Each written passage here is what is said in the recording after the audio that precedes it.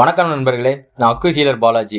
இன்னைக்கு நம்ம என்ன பார்க்க போறோம்னா, சளி, மூக்கடைப்பு, தொண்டை கரகரப்பு, இருமல் இதுக்கெல்லாம் நீங்க மருந்து எடுத்துக்கிறீங்களா?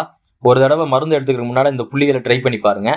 LU7 இது வந்து நுரையீரலுக்கான புள்ளி. இந்த புள்ளி எங்க இருக்குன்னா மணிக்கட்டு மூட்டுக்கு பக்கத்துல இருக்கு. இந்த புள்ளி என்னென்னவெல்லாம் செய்யும்னா, சளியை கரைக்க உதவும், இருமலை குறைக்கும், தொண்டை வலி சரியாகும், மூக்கடைப்பு நீங்கும்.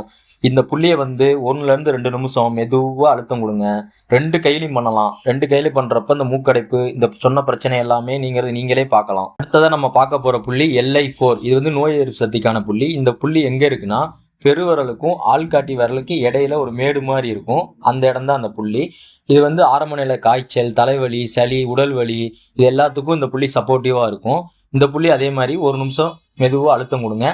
2 கையிலையும் பண்ணலாம். அடுத்ததா நம்ம பார்க்க போறது ரொம்ப முக்கியமான புள்ளி ST36. உடல் பலத்துக்கு ரொம்ப முக்கியம். இந்த புள்ளி எங்க இருக்குன்னா, முழங்கால் கீழே 4 விரல் அளவுல இருக்கக்கூடிய புள்ளி. இது வந்து நோய் எதிர்ப்பு சக்திக்கான புள்ளி. உடல் பலத்தை வந்து அதிகரிக்கும். இந்த 3 புள்ளியை காம்போவா யூஸ் பண்ணும்போது ரிசல்ட் ரொம்ப நல்லாவே இருக்கும். இந்த 3 புள்ளியை எப்படி செய்யணும்னா, தினமும் 2 முறை 1-2 நிமிஷம் மெதுவா அழுத்தம் கொடுங்க. நீங்க மருந்து எடுத்துக்கிறதுக்கு முன்னாடி இந்த 3 புள்ளியை ட்ரை பண்ணி பாருங்க. ட்ரை பண்ணி பார்த்துட்டு கமெண்ட்ல சொல்லுங்க. இது மாதிரி மேலும் வீடியோ பார்க்கறதுக்கு இந்த சேனலை சப்ஸ்கிரைப் பண்ணுங்க. நாளைக்கு இன்னொரு அக்குபஞ்சர் புள்ளியில பார்க்கலாம். நன்றி.